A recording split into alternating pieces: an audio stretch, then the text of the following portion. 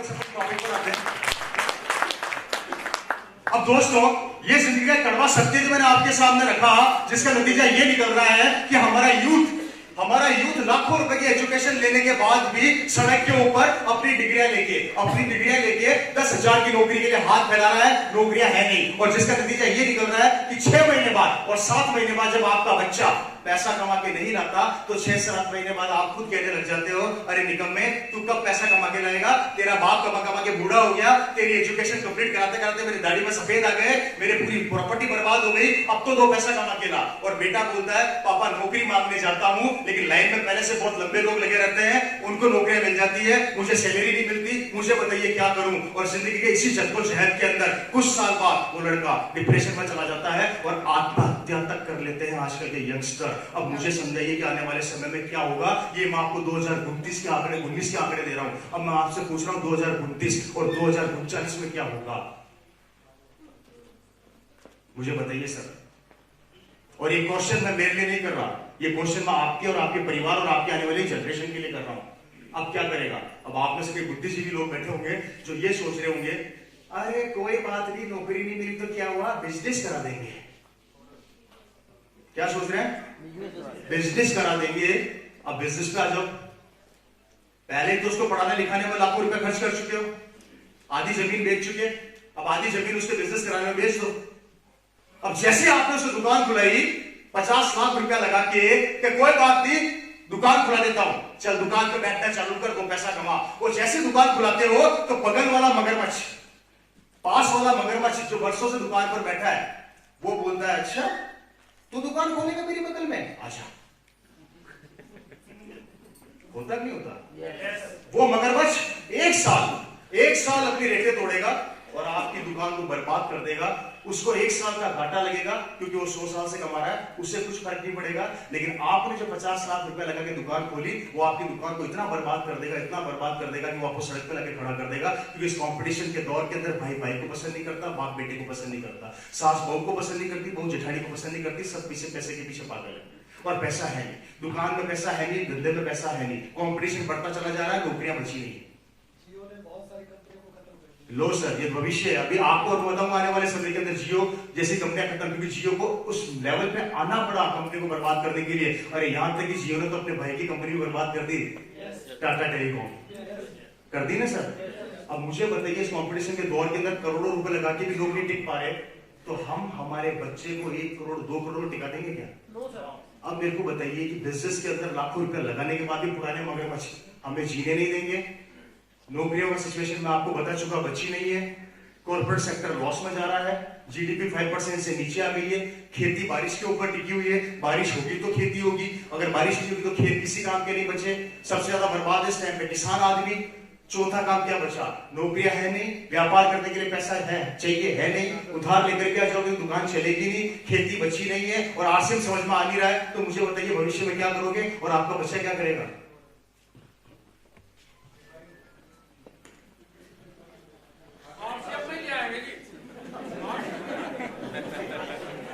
मैंने कहा था ना आपके मुंह से बुलवाऊंगा आरसीएम, मैं नहीं बोलूंगा।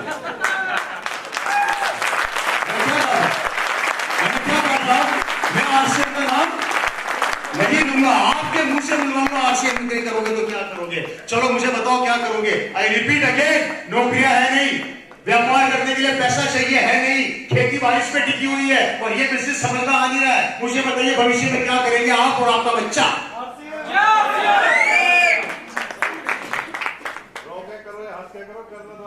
अच्छी मत करो, मैं तो कह रहा हूं मत करो आरसीएम। करोगे क्या?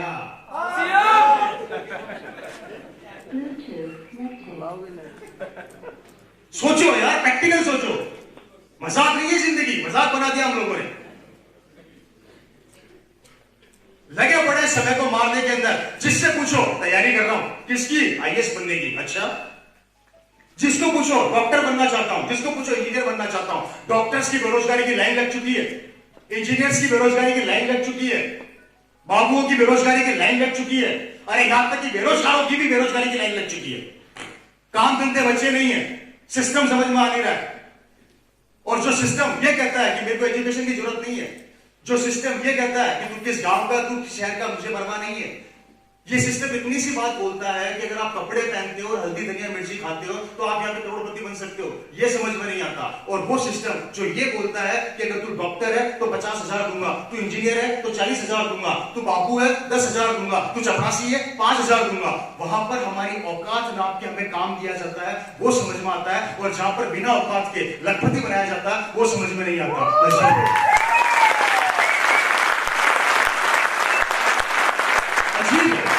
अजीब विडंबना है हम लोगों की। जहां पर हमें नापा तोला जाता है उसके बाद हमारी औकात नाप दी जाती है।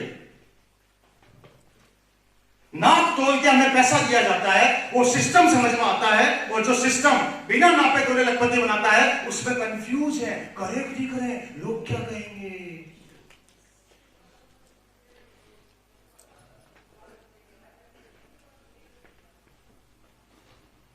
चलो कंफ्यूज हो जाओ, मैं तो कह रहा हूं कंफ्यूज हो जाओ। आरसीएम में बाजार में जो नाप तोल के इनकम दी जा रही है वो भी तो नहीं बची ना मेरे भाई, है सर।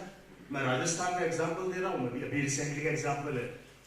फर्स्ट क्लास टीचर के लिए वैकेंसी निकली 8,000 और एग्जाम दिए थे राजस्थान के अंदर 16 लाख बच्चों ने। कितने? और वैकेंसी थी 8,000। अब 16 लाख में से 8,000 निकाल दो, कितने बचे? 11 लाख 92,000 बच्चे। Right sir. उनका भविष्य क्या होगा? और फिर हम दोष किसको देते हैं पता है? सरकार रोजगार लाती नहीं है। अरे कहां से लाएगी? होगा तो सरकार लाएगी ना बेचारी, क्योंकि सरकार तो एक होगा माने। पहले 50 करोड़ थे, अब 125 क्रॉस कर रहे हैं, बढ़ते ही जा रहे हैं, रुकने का नाम ही नहीं लेते। और इतना काम है नहीं।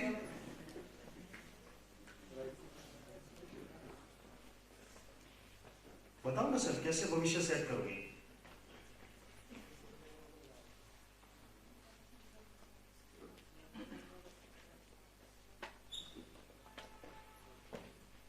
आगरा मीटिंग में था मैं, एक 65 साल के इंजीनियर वहां से, वो बैठे थे प्रोफेसर, 65 ईयर उनकी एज थी, काफी एजुकेटेड थे वो। मैडम आ गई थी, मैंने उनसे एक सवाल किया था। मैंने प्रोफेसर से ये पूछा था कि आप प्रोफेसर है, मैं आपसे एक सवाल कर रहा हूँ, बड़ी पब्लिक के अंदर लगभग 1,000 आदमी थे वहां पे। मैंने उस प्रोफेसर से पूछा कि सर आप बच्चों को पढ़ाते हैं? पढ़ाता हूं। यही सिनेरियो मैंने उनसे पूछा, प्रोफेसर साहब के पास जवाब नहीं था। उनका चेहरा लटक गया कि सर कुछ नहीं हो सकता, बर्बाद हो रहा है हमारा यूथ। मैंने कहा सर आंसर दे दीजिए मुझे, क्या होगा? और ये तो 2019 चल रहा है भाई, 2029 भी आने वाला है और 2039 भी आने वाला है। जिस बच्चे को काजू बादाम खिला रहे हो ना, उस बच्चे को अगर मैं थप्पड़ मार दूं तो मुझे प्यार करोगे या पीटोगे? अगर मैं आपके बच्चे को थप्पड़ मार दूं तो मुझे प्यार करोगे या पीटोगे? पीटोगे, है ना सर। आने वाले 20 साल बाद सड़क के ऊपर बेरोजगारी की थप्पड़े खाएगा, लाचारी की थप्पड़े खाएगा, लोग उसकी बेइज्जती करेंगे, उसे काम धंधा नहीं मिलेगा, तब क्या करोगे? एक थप्पड़ के लिए मुझे पीटने को तैयार हो गए, आने वाले भविष्य में जब उसको समाज डेली थप्पड़े मारेगा और काम नहीं मिलेगा तब क्या करोगे?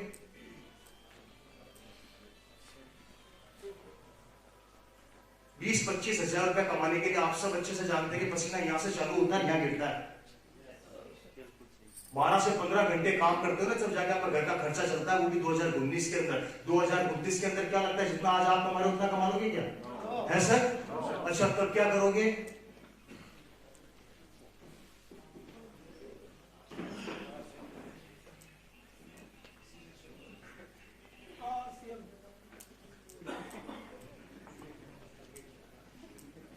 मेरी जिंदगी बन गई, मेरे फादर मेरी लाइफ बना के चले गए और मैं उसको आगे बढ़ा रहा हूं। ये बात मैं मेरे लिए नहीं कर रहा, मेरी बन गई। ये पसीना बहा रहा हूं आपके परिवार और आपके बच्चों के लिए, और उन्हीं के लिए पूछ रहा हूं क्या होगा।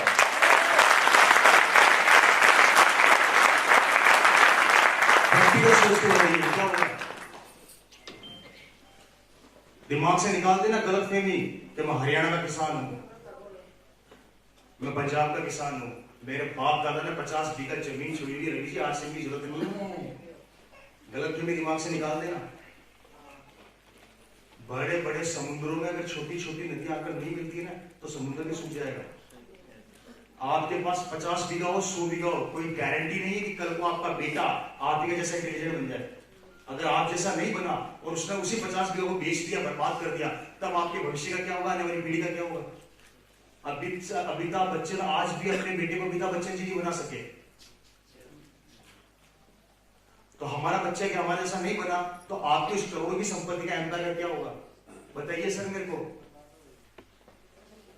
कई बिजनेसमैन मिलते हैं जिनको घमंड है अपने आप पर कि मैं करोड़ कमाता हूं, मैं 5 करोड़ कमाता हूं, मैं 10 करोड़ कमाता हूं। अरे तू कमाता है, तेरा बेटा नहीं कमा सका तो क्या करेगा वो?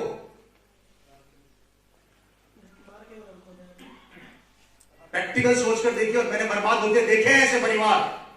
राजस्थान के अंदर एक फैमिली थी, बड़ा घमंड था उस फैमिली को, मेरे पास 100 करोड़ है। एक पीढ़ी निकली, दूसरी पीढ़ी में पैसा हो गया 80 करोड़, तीसरी पीढ़ी आई पैसा हो गया 50 करोड़, चौथी पीढ़ी आई पैसा हो गया 20 करोड़, और 5वीं पीढ़ी आई जयपुर के अंदर कैब चला रही है, सब बर्बाद। ड्राइवर है वो आज जयपुर में। एक जमाने के अंदर 500 करोड़ का मालिक हुआ करते थे उसके बाप दादा, और गणदास कैब चला रहा है। कारण क्वालिटी नहीं थी, कारण बिजनेस नहीं बढ़ा सका। हमारे कर्मों की सजा हमारे आने वाली जनरेशन भुगत रही है। कारण, एक कारण, क्योंकि हमें वही काम सिखाया गया जो हमारे बाप दादा करते आए। Am I right or wrong? हम सक्सेसफुल क्यों नहीं हो रहे? उसका एक ही कारण है, उसका यही कारण है कि हमारे को वही काम सिखाया गया जो हमारे बाप दादा करते हैं, और हमारे बाप दादा ने हमें सिखाया अगर मैं नौकरी कर रहा हूं तो तेरे को नौकर बनना है, अगर मैं दुकान करता हूं तुझे दुकान संभालनी है, अगर मेरी फैक्ट्री है तो तुझे फैक्ट्री संभालनी है। हमें हमारे जो काम हमारे बाप दादा करते आए वही काम हमें सिखाया गया। अब मुझे एक चीज बताइए कि जो काम हमारे बाप दादा करते आए वही चीज हमें सिखाई जा रही है, क्या वो करोड़पति बन गया उस काम से? बन गए क्या? क्या हम बन जाएंगे क्या? नहीं बनेंगे। जो काम हमारे बाप दादा करते हैं उससे हम करोड़पति बनेंगे नहीं। नया काम समझ में आ नहीं रहा है और पुराना छोड़ना नहीं चाहते। सपने सबके बड़े बड़े हैं लेकिन पूरे हो नहीं रहे, कारण पुराना छोड़ना नहीं चाहते, नया पकड़ना नहीं चाहते। तो जिंदगी बदलेगी कैसे?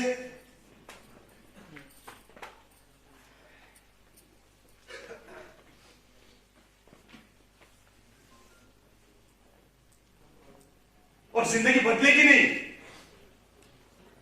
तो आने वाली पीढ़ी का क्या होगा?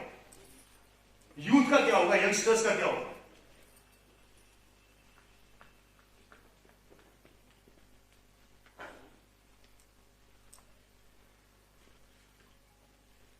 मैं जिंदगी की पिक्चर रख रहा हूं सामने। मैं कोई बड़ी बड़ी बातें नहीं करता अपनी मीटिंगों में। मेरे पास कोई कहानी किस्से नहीं है। मेरे पास जिंदगी का कड़वा सत्य है, सामने रखता हूं, चला जाता हूं। आपने सुनेंगे बहुत किस्से कहानियां, मेरे पास कोई किस्से कहानी नहीं है। मेरे पास जिंदगी का वो कड़वा सत्य है जिसे अगर आज आपने स्वीकार कर लिया तो मैं वादा करता हूं कि आने वाली पीढ़ी किसी के सामने 10,000 के लिए हाथ नहीं करेगी।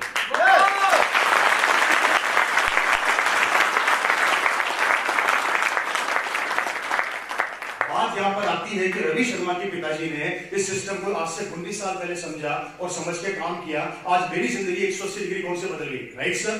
और यही आप लोगों को बताया गया होगा। आप लोग यहां पर मुझे देखने और चेक करने आए कई लोग। अच्छा, पिता ने किया, बेटा कमाता, ऐसा होता है क्या? कर लो मुझे चेक अच्छे से ठोक बजाइए। आप मुझे तो चेक कर लोगे और मैं चेक हो भी जाऊंगा, लेकिन ये सवाल मैं आप लोगों से पूछना चाहता हूं कि रवि शर्मा की जिंदगी तो ओपी शर्मा जी ने बना दी। आप अपनी पीढ़ी, अपने बच्चों को क्या देकर जाओगे?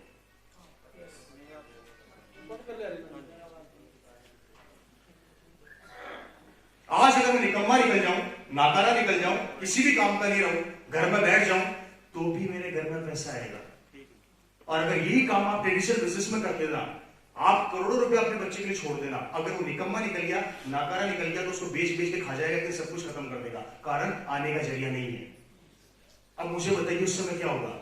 मैं अगर निकम्मा निकलता हूं तो आज से मेरे को संभाल लेगा, मेरे बच्चों को संभाल लेगा। लेकिन अगर आप भगवान ने करे आपका बच्चा निकम्मा नाकारा निकल गया और आप आज से नहीं कर रहे, तो आपके आने वाले बच्चों को कौन संभालेगा? उसके बच्चों को कौन संभालेगा? मुझे इसका आंसर दे दो। समझ में तो नहीं आता ना सर? यही तो समझ में नहीं आ रहा कि हम लोग ने मजाक बना दिया आरसीएम को भी। घर में नमक खत्म हो जाता है तो राय देती है, पड़ोस की दुकान से नमक लिया। मेरे लिए इंपोर्टेंट ये नहीं है कि आप 5,000 बीवी कर रहे हो, 50,000 बीवी कर रहे हो। मेरे लिए इंपोर्टेंट है अगर घर के अंदर 5 रुपए का नमक, 18 रुपए का नमक भी खत्म हो गया ना और पीयूसी 2 किलोमीटर दूर है, तो वो नमक लाना ज्यादा महत्वपूर्ण मेरे लिए बिजनेस पर पहुंच जाता है।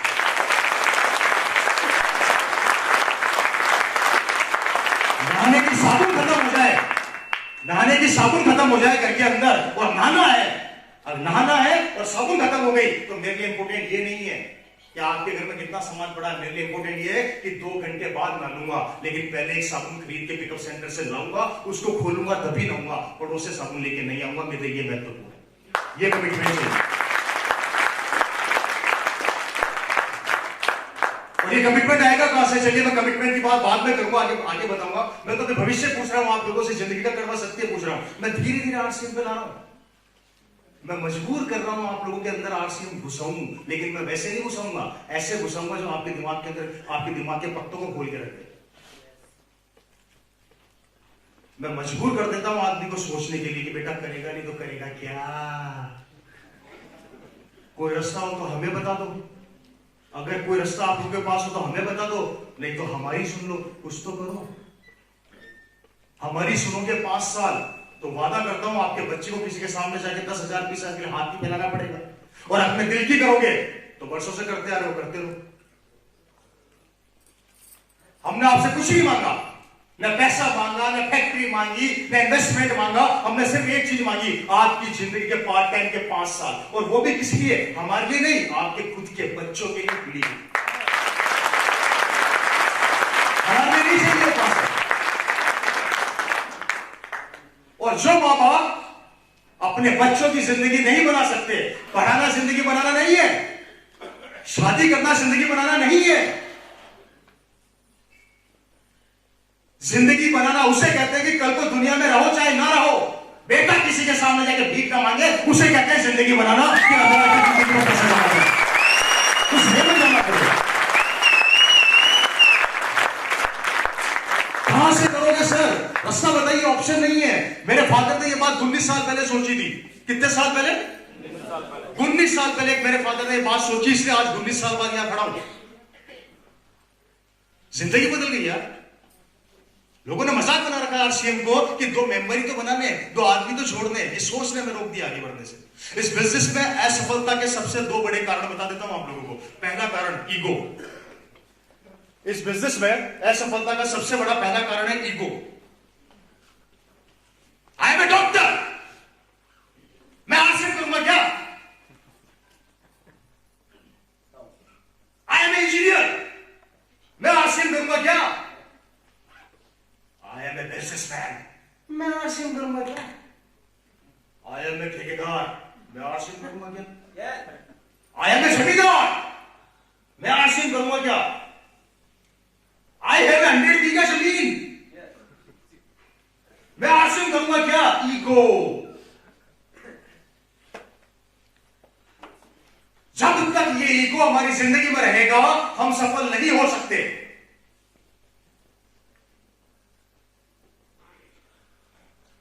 कभी भी किसी बड़े बिजनेसमैन को आप देख लेना, उसमें कभी ईगो नहीं होगा।